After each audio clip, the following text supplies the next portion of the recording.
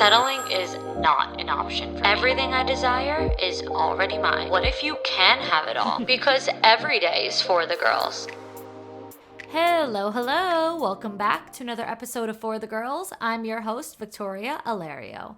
And today we're talking all things wellness, loving yourself, and treating your body right with Josie Santi. She's a holistic health coach. She's the senior wellness editor and writer at the Everygirl, and even the host of the Everygirl podcast, where she has such amazing content on wellness and confidence and all different educational and inspirational topics. And she actually interviewed me as her latest guest on the show. We did a little podcast swap this week, so that episode will be out tomorrow, June 18th. So if you're currently listening to this episode of For the Girls on June 18th or at a later date, then you could head right over to the Everygirl podcast to hear my interview after you finish the episode. If you're listening as this one comes out today on Monday, June 17th, then make sure you head over to the Everygirl tomorrow so you can catch it. And what I love about Josie and her work is that she makes health and wellness fun and realistic and honestly super simplified, which I think is the most important. If you've been struggling in this department and you feel like your wellness journey is constantly a battle of like one step forward, three steps back, you're really going to love this episode because she just shares how simple it really can be to achieve true health and adapt the mindset of food freedom. That is what Josie is passionate about. She is dedicated to helping women stop restricting, be happy with their bodies, and ultimately feel their best. Unfortunately, I did have video issues with this one, so it will not be on YouTube to watch. I'm very sad because it's just such a good conversation, such a good interview, but it will be audio only due to some technical difficulties on my end. But regardless, this is a value-packed conversation that you are going to get so much information and insight from. So let's get right into it. Okay, everyone, please welcome Josie to For the Girls. Josie, I'm so excited to have you introduce yourself to the girls and tell us everything about you and what you do. Thank you so much for having me, Victoria. I am so happy to be here. Hello, girls. I am Josie Santi. I'm the podcast host of the Everygirl podcast. I'm also wellness editor of the Everygirl and holistic health coach. But I always say I am all about like enjoying your life, living your best life to the fullest. And that's my big spiel. So this is not going to be the episode that's, like those restrictive, stressful wellness episodes. We'll have a lot of fun.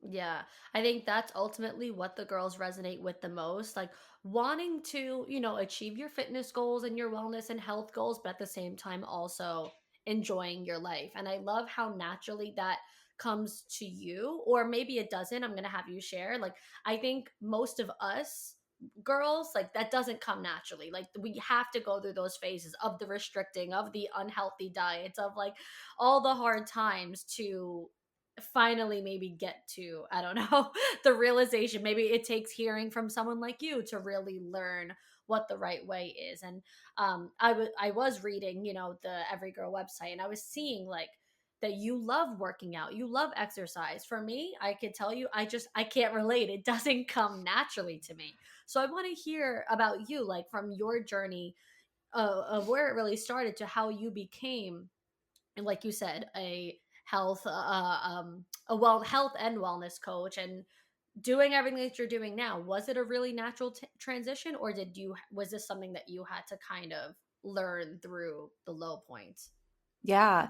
Well, first of all, I totally feel you on just like working out not being your friend. I think it's not for a lot of people because we live in this world that's so built around working out has to be really tough and it has to be awful and health has to be not fun. It's either the bland chicken and the veggies or it's the pizza from Domino's and Taco Bell. There's no in between. So I think that a lot of people come from that exact same place. I certainly did.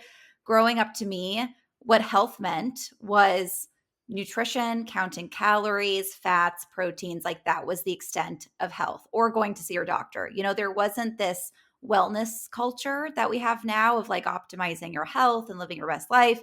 Then it was very much just like weight loss and going to see your doctor. There was nothing else. So growing up, I was like so uninterested in health and wellness. All of my friends in high school would, be going to the salad bar for lunch. And I'd be like, fuck that. I'm going to the French toast, getting my French toast sticks because breakfast for lunch was the best. So I didn't really grow up caring that much about health and nutrition. I had been going through like so many really bad periods actually, and had from the time I was 12 years old awful cramps, like debilitating cramps where I threw up a few times from the pain. I couldn't go to school every month. I ended up going on prescription painkillers. Even that didn't help totally. So I went through like many years of just like really bad periods. So that was like my own journey with health. At the same time, kind of going through high school and college, like, yes, I was very anti, like, I'm not going to care about eating a salad when I could eat all the pizza and French toast in the world. But it started to become so, like, diet culture started to become so normalized to me, as I think it did for a lot of us women.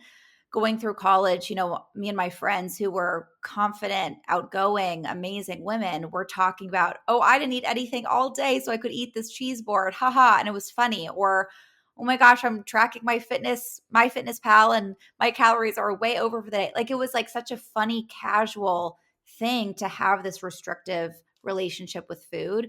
So I definitely got into that too. And I kind of went through the phase of thinking, well, in order to have all this wine tonight, I need to go to the most intense workout class I can and go to spin class and burn at least 400 calories and have my fitness monitor. And like, I was in that mindset. Absolutely. I think so many of us were.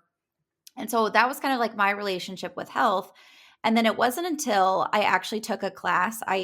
This is another long story that I won't go down this rabbit hole, but I was an English major. I wanted to be a writer. And then I kind of just like tacked on a religious studies major because I was so fascinated in religious studies, specifically Eastern religions. And there's something I learned. I took a class on Ayurveda. For those of you who don't know, it's the most ancient practice form of medicine, still practiced today. It has ties with Hinduism, but it's basically a system of medicine that addresses like balance in the body and eating to balance the body. And it's connected to mental health and spiritual health and all these things. So that was the first time that I was like, oh, health is not just about losing weight and like avoiding scary diseases. Health can actually be about living your best life. And that's when that little light bulb went off for me of like, whoa, I can be looking at food and the way I treat my body so differently here. And so it kind of started me down this rabbit hole. I ended up going to the Institute for Integrative Nutrition, like learning more and more and more about well-being and allowing our health to live our best life, like using health as a tool to feel amazing in our lives and to live the fullest life possible instead of looking at it as this like restrictive, sad thing that I knew health to be. And I had a career in fashion. So I saw so many women who felt so disconnected from their bodies, both in terms of weight loss, feeling like they've tried everything and they're not losing weight and they're restricting and they feel at this odds with their body, and also so many women going through issues with their periods like I did. So seeing all this really set me into this rabbit hole of like, whoa, I can actually help people change their mindset. And in changing their mindset, they can change their well-being. And then in changing their well-being, they can change their life. So I always say that like health is not the end goal. It's the tool to get whatever you want in life, whether it's to be 100 years old and running around with your grandkids, whether it's to have the most successful career and achieve your dreams. Like health is the tool to get you there, not the end goal.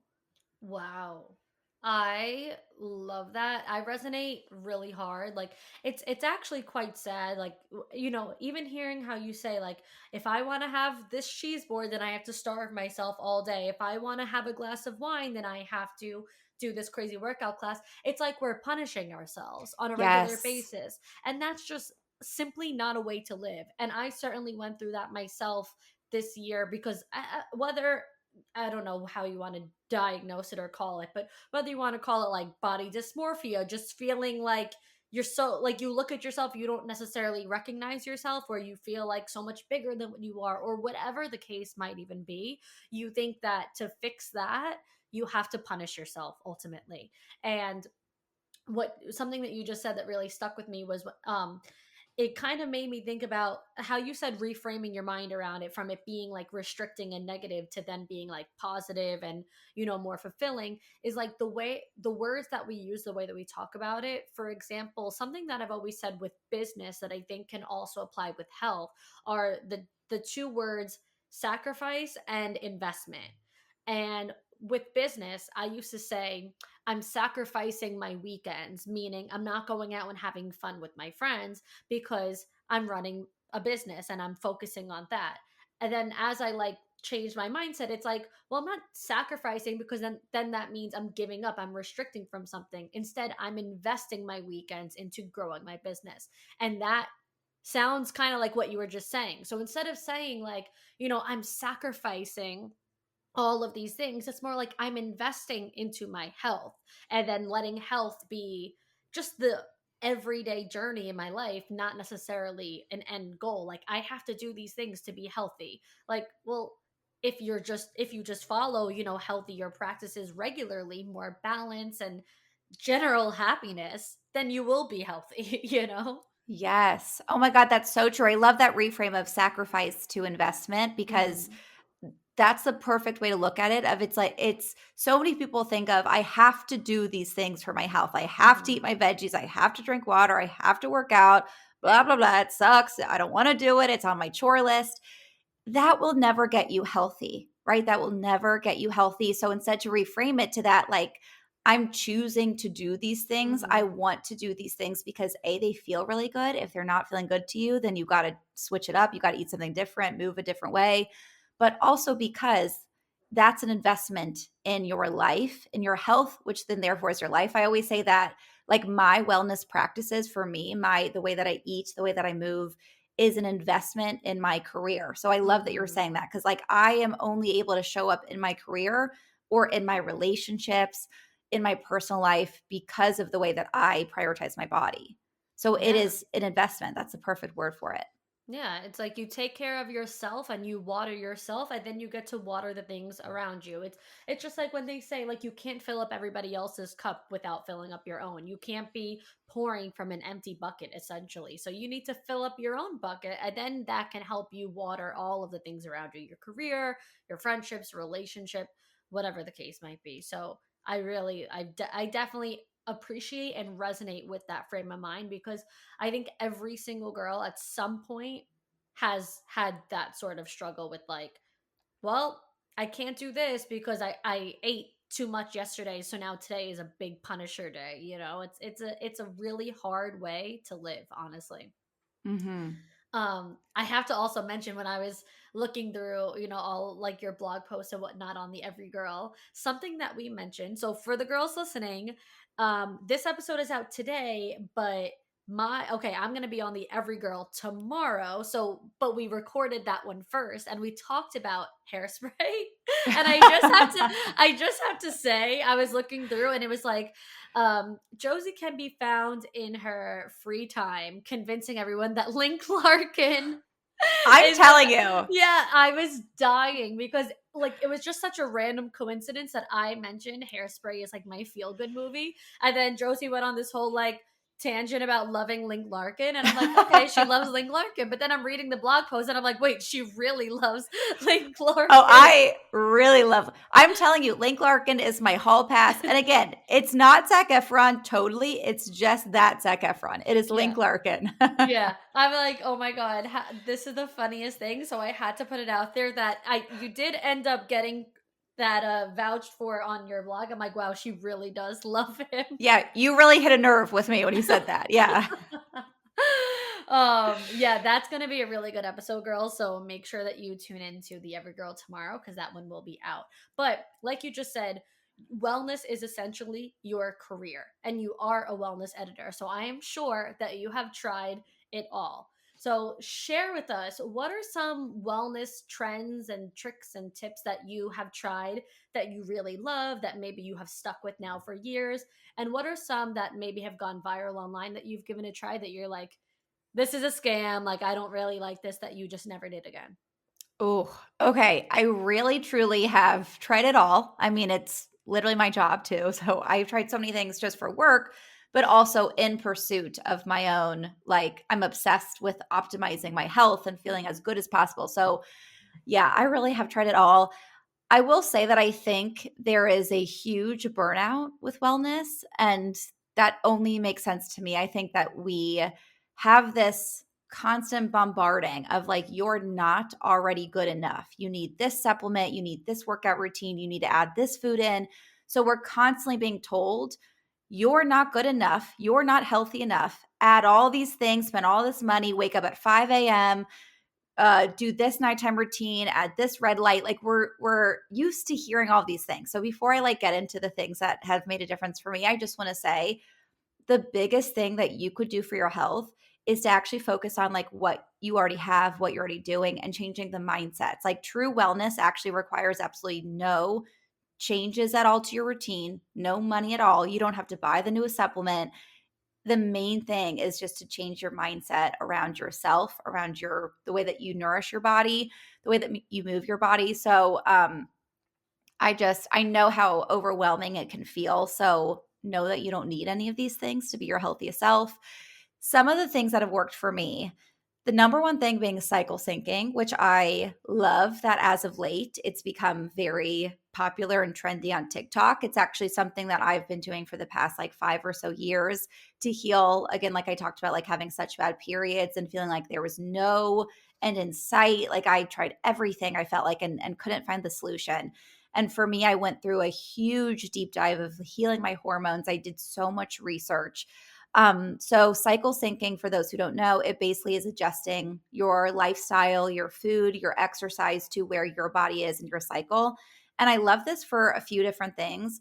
One, I think your body is the expert always, and we're not told that. We're told, listen to this doctor, listen to this fitness program, try this, try this. Like we're taught that the expert is externally, that everybody else, all these other experts know our body better than we do. And that's not true. Our body knows what it needs to be healthy. We just have to listen to it. So, cycle syncing for me is a big one to allow me to listen to my body and adjust to what my body needs rather than what all these external sources are telling me this is the diet to do or this is the workout plan to do. I just follow what my body needs at the different cycles.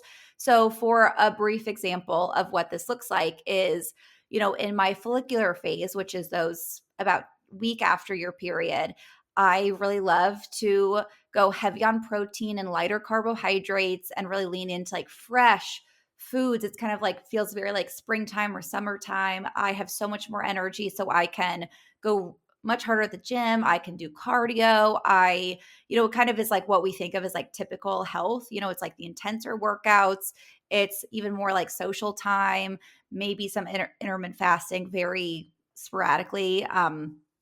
That's a whole other rabbit hole, but it's kind of those typical things that we think of with quote wellness. If we were to do those things in the later phase of our luteal phase or our menstrual phase, which is right before our period and during our period, the body does not need that. The body needs rest. It needs a lot of fat. In the luteal phase, it needs a lot more carbohydrates because your metabolism is speeding up. So you need more food than you do in other phases. So you shouldn't be intermittent fasting. That's going to mess with your hormones. So basically, the point being that your body needs different things at different phases of your cycle. So it only makes sense to me to adjust based on that. I love living cyclically. I think it prevents that burnout from me because I'm doing different exercise throughout the month. I'm eating different things throughout the month. So cycle syncing is the one I could talk about forever because it's so helpful. I also think with, supplements too, to answer your question about like things that didn't work, in my opinion, most supplements out there you don't really need. I think that, there are so many great ones that can totally add on to support. I think things like magnesium and vitamin D, most of us are deficient in, so we could always, supplementing those could help.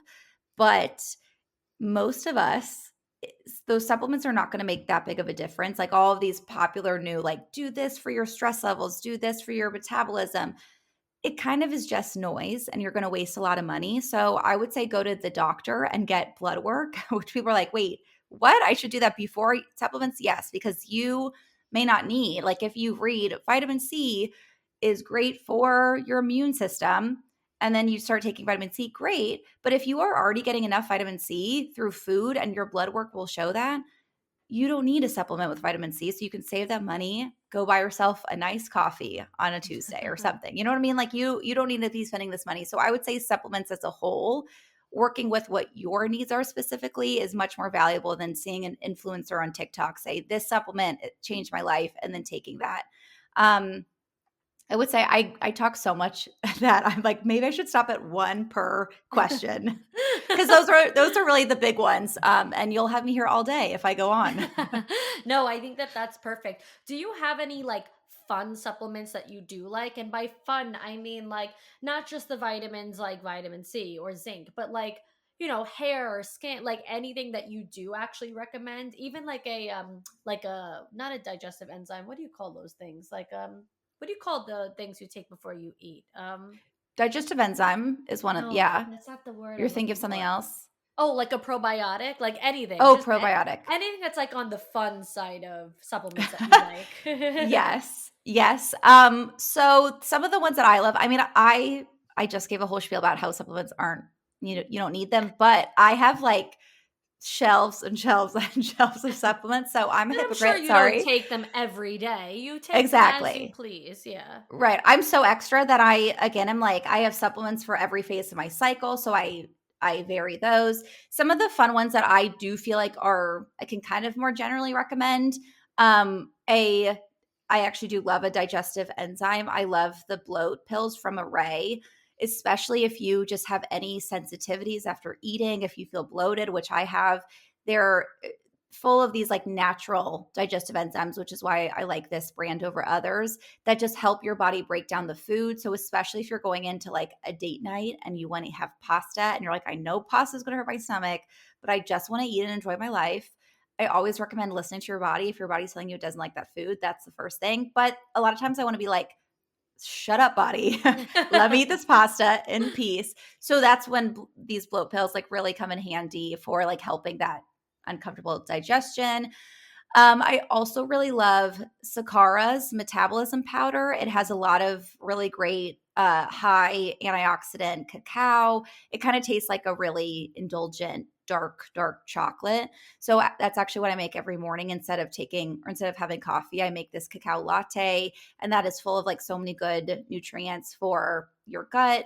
And also for your metabolism, hormones, so things like that. And then I also love another thing I think that anyone could take is something to stabilize blood sugar. So it could be as simple as apple cider vinegar and water before eating a meal that's high in carbohydrates. If you want to take it a step further, I love Organic Olivia has a really great like bitters to take before meals.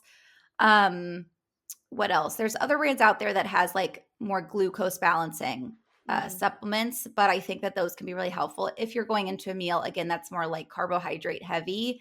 You could also just eat protein and fiber first, and that will help the glucose. But I think that for a lot of us, it's easier to just take a pill or put something in our water before. So I would say those are the ones that universally are okay. And then taking magnesium. Everybody's deficient in magnesium. I really like Moon Juice's magnesium. Okay. Play on words, very cute. So those are the ones that I feel like are universally beneficial, but again, personalized based on your needs, preferences, and then obviously as always talk to your doctor. Yeah, absolutely. I feel like I'm doing something right when you mentioned like brands and stuff that I have. I'm like, oh, I have that. Pat on the back. I'm like, okay, I have that one. You're a wellness queen, Victoria. Oh, seriously. I actually have been using Organic Olivia for about like 5 years now. So, and a lot of like, I feel like I've been seeing it come up like a lot more on social media now. And I'm like, I've been using that long time. She has great products. I love her. The quality of products are amazing. Yeah, she does. I definitely try like a lot of little things, whether I see them on TikTok, I buy them through TikTok shop, whatever. But I will say the one wellness thing or I guess it's considered wellness, beauty, wellness, health, whatever, that I just started recently. And then I saw your reel come up yesterday for me was mouth taping. Oh, mouth taping. Oh, we can get into mouth taping. Mouth taping I love. I've been mouth taping for like 2 years and I'm like, I'm not going to stop. So it is one that I tried I and started stick like with. a week ago. Oh, you're a newbie. What are you Yes. thinking so far? Well, okay, the past 2 nights I haven't used it because I am so congested if you can't tell, and I just Oh, if no. I can't breathe through my mouth and my nose, like, I just am not really doing well. So I Yeah, did that's have to called skip suffocation. Yeah. yeah, that's really not a great recipe. But I I feel like I've had, like, with the nights that I did it, like, the deepest sleep ever. So I like a lot of girls are already like saying to me like, do you feel like you're already having like the snatch jawline? I'm like, not yet, because it was like really just 6 days of doing it so far. But I definitely noticed a huge difference in the quality of sleep I had that night. That was the first thing that I noticed. A few friends wrote to me saying like, give it a full 2 weeks before you start to see like the bigger things, whether it's like I said, the jawline, the skin, whatever else it might be. But of course, like those quick, like easy things. I mean, I think I fell asleep quicker, but not only that, I like stayed asleep and had just a better night's sleep. That's amazing. Oh my gosh, that's so great. Yeah, I noticed something very similar. Like my sleep quality improved. I woke up with more energy. For me, I haven't noticed that much difference in my snatched jaw, I but know that's what they're saying, so I'm that's looking what they forward to say. I've it. seen the science, and the science is really interesting of like, nasal breathers versus mouth breathers, of like how your entire facial structure develops over time. So I'm intrigued by it, but I haven't seen a difference for myself. But I do notice a huge difference in sleep and waking up with energy. So that's one I do love. Yeah, yeah. So I'm into it. I'm into it. Love it. All right, going back to the food and dieting and whatnot, the two words that like really stood out to me when I was reading through your stuff was food freedom. And that was like, whoa. So I know that we talked about this in general, like, not to have a restrictive mindset, but how does somebody achieve the mindset? Like, do you have any specific tangibles or mindset tips that can take someone from, okay, maybe they hear what we're saying, they're like, okay, I can't restrict, but how do they actually get to the mindset of food freedom and feeling okay with that? Yes, such a great question, such an important question. So, a couple things. The first tip that I would start with, the easiest thing, no matter where you're at with food, if you are used to Uber Eating every single meal, if you cook sometimes, if you can only cook mac and cheese, no matter where you are, the easiest thing to start with is adding in more fruits and veggies. So, that's all you got to do. If you're going to have a bagel, I don't need you to change much. Just like maybe add in some fruit with that bagel. Maybe if you're going to have scrambled eggs in the morning, add some spinach and onion to it. It's just like adding in more. I think that was the first biggest change in mindset for me, because instead of thinking of food as this like, oh, I need to constantly be restricting, how do I eat less? I started thinking, how do I eat more of the foods that make me feel really good and like pack so much nutrients in my body? And that was like the biggest shift for me, is understanding like, how can I add more to my meal? How can I, like, when I go grocery shopping, sure, get all my usuals, but then get even more produce than I would normally get and incorporate that into meals or snack on that, or just kind of like adding it into my diet. I also tell clients to use this trick when you're out to dinner of, if you want the pasta, great, go have the pasta. But how can you add veggies to it? Can you get a side salad and start with that instead? Because that's adding so many nutrients into your body. And for the question about the mindset being food freedom, it's starting to shift your brain to, oh, health means restriction. Health means not eating what I love. Health means being boring. To Justin said, how do I add more? How do I be abundant with my food? Adding in is a big one. And then the next big mindset shift that makes health feel like freedom instead of restriction is looking at it from a lens of not, I need to be healthy because I hate my body, as most of us are used to. We're used to thinking, oh, I need to eat differently because I don't like the way I look and I want to change the way I look. In my opinion, that will never, ever, ever be motivating enough, no matter how much we wish I looked like a Victoria's Secret model, and I wish I was skinnier, and I wish I looked conventionally hot, whatever it is. As much as we think we want that, it is like really not motivating to our soul. Like, it's just really, really not as much as we think it is. So instead of coming from a place of, I need to be healthy because I hate my body, coming from a place of, I want to be healthy because I love my body, like out of this appreciation for Hmm. body. So I did that big shift internally for myself of like, oh, the purpose of being healthy is not to look a certain way, because that is not motivating enough. When you have a Domino's pizza in front of you, thinking about the way that you're going to look in 3 months is not going to be motivating enough. What is motivating is feeling like, what are you really doing this for? Like, what is the purpose? Like, at some point, we really do have to ask ourselves, like, okay, healthy for what? Getting fit for what? And I think the answer to that question holds all of the answers for you for your health journey. So, for example, maybe the real purpose for you is because you want to feel so freaking happy and in love with your body. So, instead of being so restrictive and obsessing over the way you look, you want to get to a place where you're like, I feel like I love my body. In that way, if your goal is to love your body and to be confident, getting there by hating your body is not the way to get there. You're going the opposite route. So instead, it's shifting to, if I want to love my body, I can start loving my body now and then making decisions based on how I love my body. That's going to make the changes that you want to see. Another example of this is, I work with a lot of clients, and that's the first question I ask is like, okay, you want to lose weight, or you want to change your diet, or you want to sleep better. For what? For what purpose? What's your why? And for a lot of people, that comes back to, I want to feel my very best at work because I care so much about the mission that I'm on and what I want to accomplish. And so that is more motivating. When you have the choice of eating a pizza, adding some veggies to it, if you have that mindset of, well, the veggies are going to make me feel so good that tonight or this afternoon at this meeting, I can show up my best self.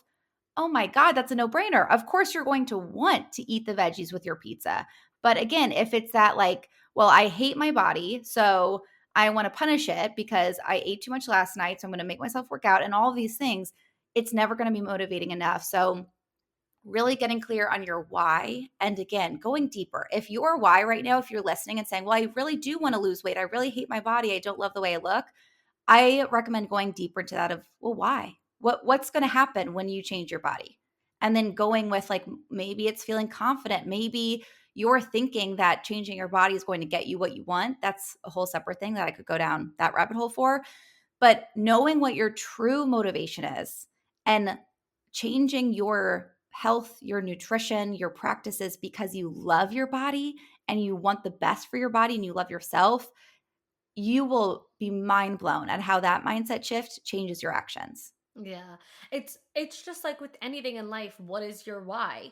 And you're actually going to hear us talk about this on tomorrow's episode. I very briefly I mentioned talking about my why when it comes to career, but you could apply that to this as well. You can apply that to just about anything. Even, we talk about dating in tomorrow's episode too. So even saying like, well, why do you want a relationship so bad? Like, what is the goal? Do you think that this other person is just going to complete you? Do you think that you're going to go from just being so miserable and hating your life to then now a person comes in your life and now you found happiness? Like, no, you need to understand why you want that relationship, why you do this career, why you want to lose the weight. And it's not saying losing weight is bad. Like, she's not at all saying like, oh, you don't need to do that. It's just like, but why do you want to do that? Because there has to be a bigger reason. There has to be a deeper thing to fulfill you aside from just a number on the scale. There has to be something bigger than that. Like, what actually is the desired goal? Is it the way that you feel when you wake up in the morning, the way that you feel,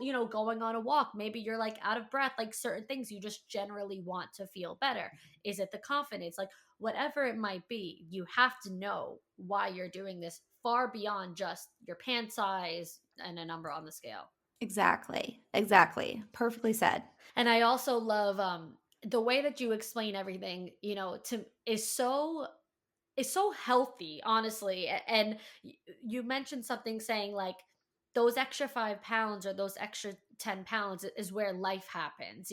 That's just having an ice cream cone on the beach in the summer, or that's just going out for dinner with your friend and sharing the bottle of wine, like whatever the case is, those 5 to 10 extra pounds are life.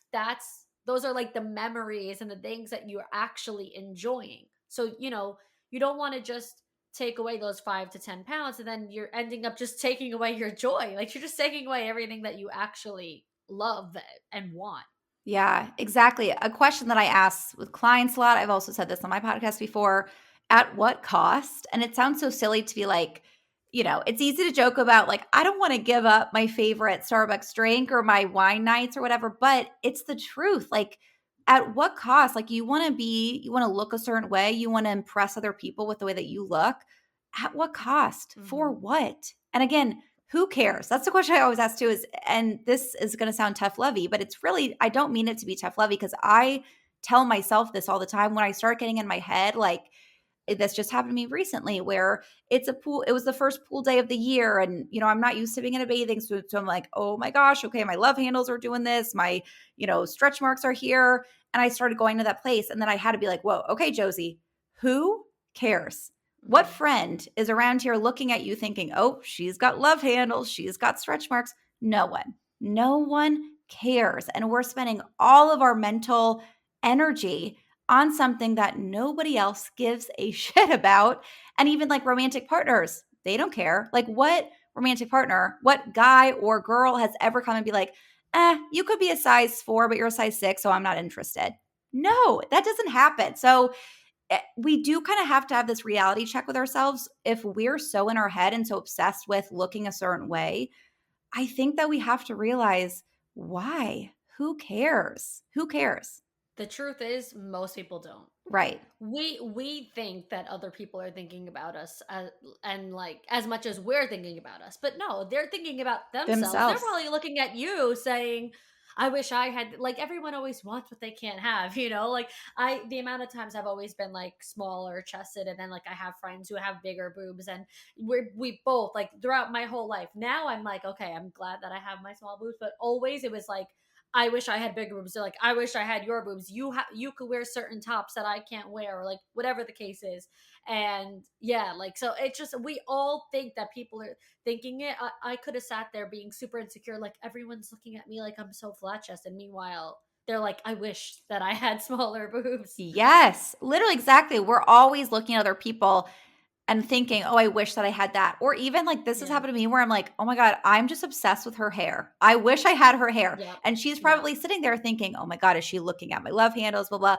And Yeah. I'm just thinking about like, oh, I'm jealous of her hair. Why are we all jealous of each other instead of just being like, we're great, we're good. No one else cares about what we look like. We're good. Yeah.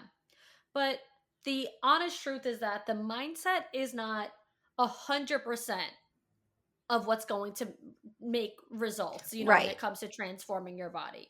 So I know you had 10 different ways that you saw like a transformation within your body, and it's beyond only just the mindset stuff. As much as we wish that it was just, okay, I have now reframed my brain, I am hot, and then miraculously, yeah, I do look like a Victoria's Secret model. Of course, that's not necessarily the case. So what would be those like 10 things, even if you just want to give a quick breakdown or whatever the case is, of how you transformed your body? I love this whenever I'm interviewed and people will be like, okay, yeah, love the mindset, but what's the real, like, people want to hear the real answers. So I get it. Okay. So a few things that I think make the most difference in your health and improving symptoms, if you are looking to change the weight of your body, whatever it is. The first thing, I already said this, but I'm going to say it again. The adding instead of subtracting, that to me made the biggest difference in easing symptoms in my weight, because instead of focusing on what am I restricting, which then puts your brain into starvation mode, and I could go down a rabbit hole again on like the like just neurology and the science that's happening to your brain when you're restricting. Your brain's basically being told, oh, there's a famine, we're never going to have access to this food again, which is why binging happens, and which is why you feel out of control with your cravings, is because your brain's telling you it's actually trying to save you. And it's like, oh, you're never going to get this food again, you're not supposed to be eating this food, let's get it in now, because that's how our brain had to work when we would go through times of famine. So instead of going into that, I shouldn't be eating this food, adding in more food, again, going into that abundance mindset, then allows you to kind of crowd out the foods that you know aren't making you feel good with foods that make you do feel good. So it's kind of crowding it out without triggering that starvation mode part of your brain. So adding really does make a big difference. Adding in fruits, veggies, if you can base your meal around some kind of protein, ideally like a high quality protein, that will do wonders for your health, whether it's hormonal health, having to do with weight. Walking. I know everyone's talking about a hot girl walk, which I love, but it is truly the biggest weight loss hack slash the biggest hack of any health goal, whether it is you want to reduce cortisol levels, walking can help. If you want to help your hormones, getting outside can help balance your circadian rhythm. So it's all these amazing things for so many different end goals. So walking is an amazing one. I think a lot of times people think, oh, when I want to get healthier, I need to go more intense on workouts. That can actually spike your cortisol and end up with a lot of symptoms. I know people that have kind of gone to the place of having PCOS or having like really stubborn weight gain that they can't lose, all because they were doing these really intense workouts. So that's not to scare you against intense workouts, but it is to say that sometimes that's not always the best thing for a body. And so walking is a really safe place to start. Of just the more you can walk, it's amazing for your stress levels. It's also amazing for your body. So walking is a big one. Using your hormones as a roadmap. So, like I said, really being able to adjust your body based on your needs at different times is the biggest critical hack, because you're literally giving your body what it needs. And like you're almost looking at your hormones like they're this roadmap that are telling you, do exactly this, treat me this way, and we will be happy. And therefore, hormones dictate everything from our mood, they affect gut health, they affect weight. So, hormones are a huge one. And then I would also say sleep is a very, very big one that I know is like everyone listening is going to roll your eyes and be like, I know, Josie, I'm supposed to sleep. I get it. But really, people don't know how important it is to sleep. When you're sleeping, your body is basically being taught to like, it kind of is like, I think of it as like this detox that your body knows to do on its own. So when you're getting 8 to 9 quality hours of sleep, plus some people need more, especially different times of our cycle. When we're getting at least 8 hours of quality sleep, the body is like resetting the brain. It's detoxing the body. That's why it's healthy to like have a stool, a bowel movement in the morning, because the body is literally detoxing everything. It really is critical for any single health goal. So if you're not getting at least 8 hours of sleep, you're probably not getting enough, especially as women. We need more than men do. And also, I think a lot of people are like, oh, what's healthier for me is to wake up at 5 a.m. I think we talked about the early Oh my wake. God. Yeah, yeah, please don't even get me started. People think like, oh, the healthy thing is to wake up at 5 a.m. and do the intense workout and have like a whole morning thing. And that's amazing. If that works for you and you can get to bed early, go off, girlfriend. But that's not the healthy thing for most of us. The healthy thing, like I'm like you, like we talked about, I'm going to sleep into the last second I possibly can, because that sleep is better for my body, is helping me reach my health goals faster than if I woke up an hour earlier to fit in a workout, to do journaling, whatever it is. So sleep is bigger than you even think it is. Hmm. Get that mouth tape, girls. Get that mouth tape, get that mouth tape, sleep until 8 a.m., whatever you got to do. Yeah, absolutely. Well, that was all great. I find it that like when I think about it less, I think is when I see more of a change, which sounds weird, but it's almost like the less energy I put into the actual like dieting aspect and just more into like those things, like you said, like just enjoying my sleep or whatever, like having a full meal, like having the protein, the carb, the veggie, like having everything, like I noticed more of a shift. I don't know if it's like an energy thing or what it is, but it's like when I'm hyper fixated on losing the weight is like when I'm the most bloated, most stressed, like all of these things. So I feel like that essentially aligns with everything that you just said, because I feel like what you just said is just simply like living regularly, like just like living like Crazy, right, right? like I don't feel like any like I mean you labeled them as realistic things, but I feel like they're so realistic that they're actually overlooked because that would be too obvious. It's like, well, there's got to be Yes. a secret, you know. Yes, and that's the biggest lesson I have learned in all wellness. Take it from someone who spent years trying to find the secret and being like, yeah, there's going to be one supplement, one Mhm. food, one way of eating, one workout that's going to change me. There's not. There is no one secret. I hate to burst your bubbles, but there won't be, no matter what influencer you're seeing on TikTok is saying this one supplement or food or workout plan changed their life. It didn't. Okay. No Mhm. matter what, everything, our health is a jigsaw puzzle, and it is a bunch of different pieces. And so a supplement might be one piece. It will never be the whole puzzle. It's just me Right. one piece. So it's taking all of these things, whether it's sleep, walks, the way that you eat, these are all pieces of the puzzle. And that's never a satisfying answer, but that's the true answer. If someone is telling you this is the one way to do something, this is going to change your life, run away because they don't have your best interest in mind. Yeah. I can't help but have something come to mind when you keep saying this one secret, one fix. Ooh, What do you tell think me. about the whole like Ozempic situation? Yes, I the just old I just gotta say, Ozempic. I'm like, oh, you know what? There actually is one secret.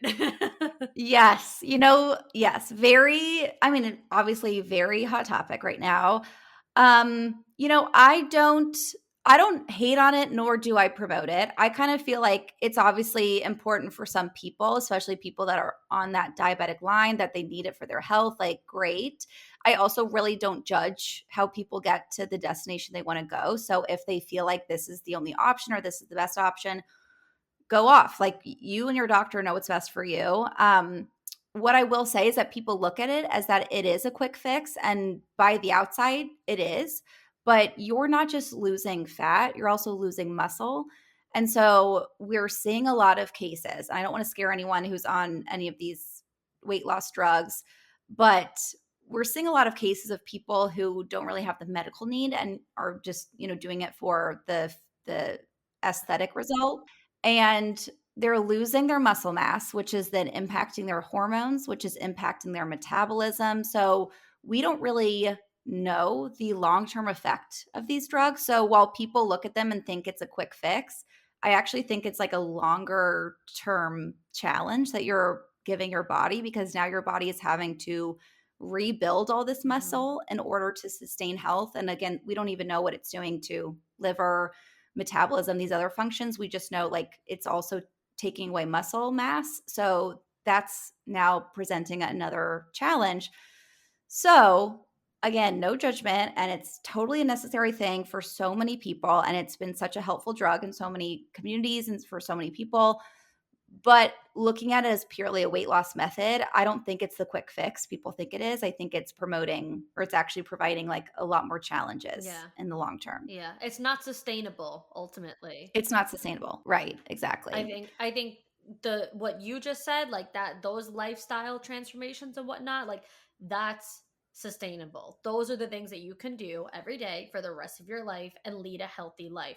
Granted, other health factors come into play that we don't necessarily have control over, but we do have control over those things. Getting the right amount of sleep, getting the right amount of nutrients. For me, I've never been too much like I don't like necessarily read the back of every label to like look at the calories and the carbs and like the nutrition facts, but I am pretty big at looking for the ingredients. Like I like to pay attention to that. I'd rather see 3 ingredients listed than 50 and things that I can't really pronounce and whatnot. And of course we all have our vices. Like I'm gonna get a pint of ice cream and yeah, I don't even want to know what gums and things are in there. But for the most part, when it comes to things that just they shouldn't even have additives in it. Like, like you're getting a bag of broccoli. Like, why does it say anything other than just broccoli on the bag? So I do pay attention to ingredients because that stuff to me is what I care about. Like what I'm actually putting in my body, ingredient wise. Those are the sustainable ways to have like the long term. Yes. Yes. I know that some people like the saying of like count, but don't count calories, don't count macros, count the variety of real whole foods that you have. I love that tip of looking at the ingredients instead of the calories or the other things on the label. What I always say is obviously meet yourself where you're at. If you're used to having every single meal is something with a food label, if it's frozen food, start where you're at. Just add something that does not have a label at all, whether that's have a broccoli and then cut it up. Broccoli doesn't have a food label. Veggies and fruits don't have food labels. So try to add in more things. Ideally, your meals can be the vast majority of things that don't have food labels. But then, yes, like looking at the ingredients is such a great health hack because you can easily opt for a ketchup that has tomato paste, olive oil, maple syrup, and vinegar, and that's it, versus the others that are like cane sugar, high fructose corn syrup, like blah, blah, blah, blah, blah. Like the list goes on and on of all these things that you can't pronounce. So it's like being aware and just educating yourself on the differences is huge. So that's a great tip, is to look at the food labels, opt for foods that you know what every ingredient means. It shouldn't be all this toast, dextrose, detrose, whatever. Like that's, if you don't have it in your kitchen or couldn't buy it at the store, it's probably not something that you want as part of your daily food intake. Yeah. Absolutely. I think all of that is really important and also just really like almost like will bring like a sense of peace to people to be like, okay, it doesn't have to be that complicated. I don't have to overthink it. Like this is just simple.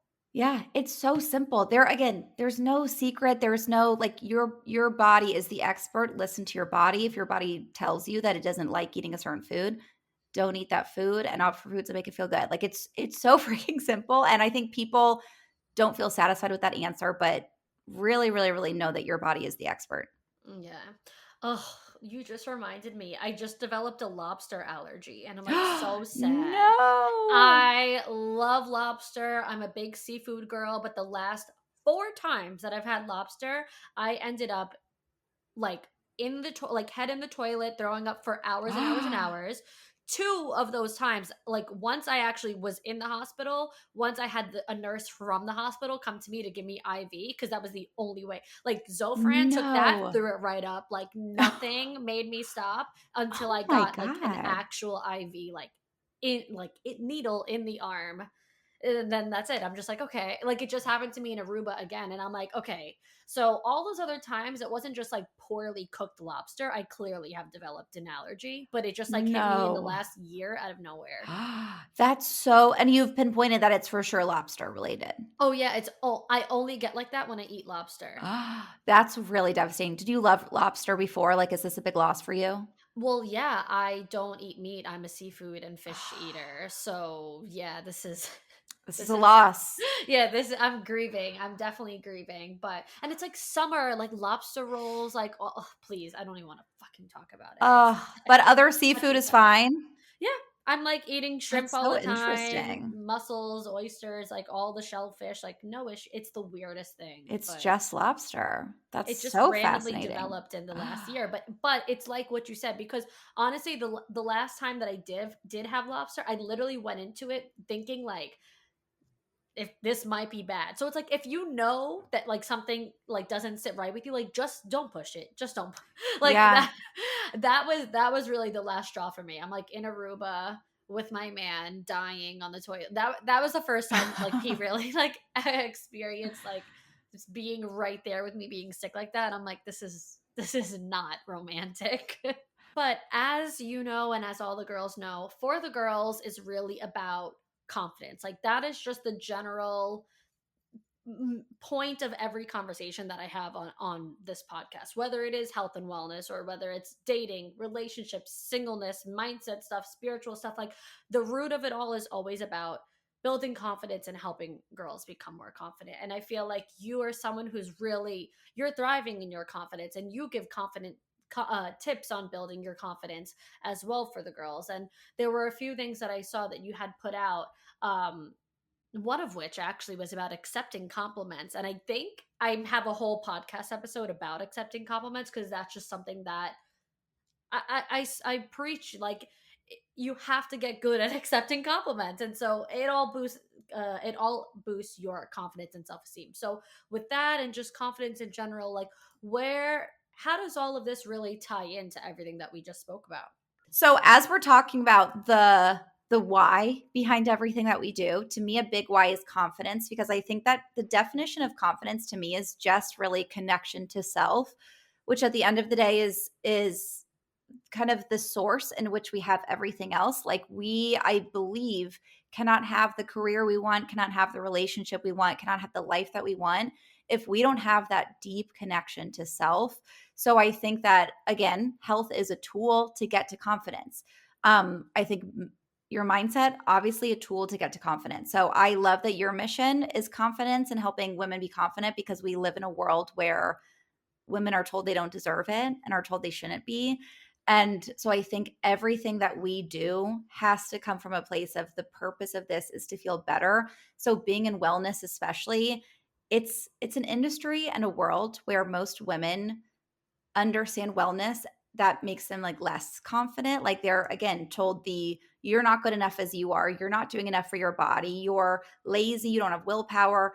All of these messaging is telling them to not be confident. So I'm trying to do the opposite with wellness and use wellness as the tool to feel more confident instead of seeing it as something that's draining confidence from women. Yeah, absolutely. And even going into the, accepting compliments thing, I think the more that we accept other people putting positivity into us, we, feel that positivity because it's like when you watch like a scary movie or something, like you're watching it and even if you know it's not real, like you're still scared watching it, like your brain kind of gets tricked into like what you see in front of you, like that's the reality, so you watching the scary movie you get scared. So it's like a similar thing where if someone's telling you you look beautiful, like that thing that's right in front of you, you see it, now your brain will register that as true and real, like, oh, this person's saying I look beautiful, or they help me like feel beautiful in my own skin and like the way that I look and whatnot. And so instead of like going into a compliment battle like, oh no, you look good, or then like, just taking it off of yourself, just let yourself sit there and say thank you and Thank just you. appreciate the compliment.